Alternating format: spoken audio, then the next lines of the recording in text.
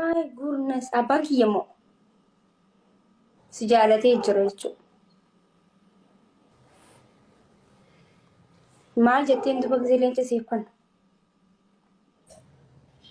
Galatoomii akkasumatti soddaa sossobatuun jedheen.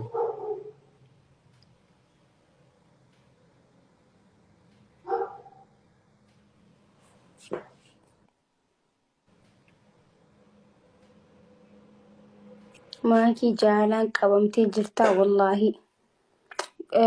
Qajuba ay maakii. Ay qaju dalagaa kee harkadhu. Raachuu. Yeroo lama qajeeltanii. No wallahi maqaan keessan gaggabaabaa waan ta'eef natti ol fakkaata maaliif sorry. Wallahi wabillahi waan biraatii miti. Yaa raachuu.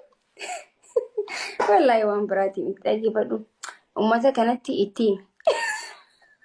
Hai Sara nanisi wallahi wabillahi dalagaa kan keeti ilaala amma kun hundi dalagaa keeti amma narraa osu. Maqaa kan raachuu.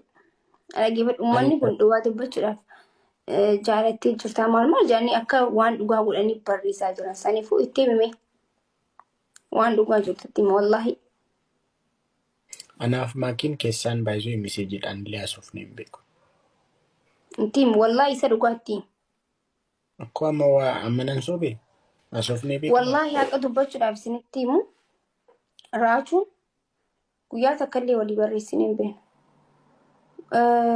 Guyyaa Ali Birraa sanii kanaa barreesse waa'ee Ali Birraa irratti kootu laayif seenu deema kootu naan jeetu mana yaame akkasumami isa dhugaatti wallahi laazim akkas jee dhufee baqa walii gizee asii akkanatti koofallee deemnu namni walii barreessine hin beeknu. Dhugaa dubbachuudhaaf baay'een kabajaani baay'een jaaladhaan wallahi wabillahi. Nama takkaa waliin akkatti kooflee TikTok irras Facebook irras nama siireessidha. Namatti akka dhiyaadhee namatti hundi dhiyaadhu ni beektanii. Garuu isa dhugaa dubbachuudhaaf nama addaati. Saniifuu Oromummaan kana qabdi, Oromummaan jaala qabdi, Oromummaan kabaja qabdi. Akkasitti fudhadhaa. Namni immoo jechuun inni jaalallee mataa isaa qabaachuu danda'a. Saniifuu hin qabu. Kan dhugaan haasa'u jira amma dhugaan haasa'u jira waan ta'eef. Anis kan dhugaadha singilii. Okay hin qabdu anis hin qabu waayee rakkoo miti sanii. Ati singilii dhaggeeffadhu amma laal. Lamaan keenya iyyuu singilii. Waan tokko dubbachuu deemna.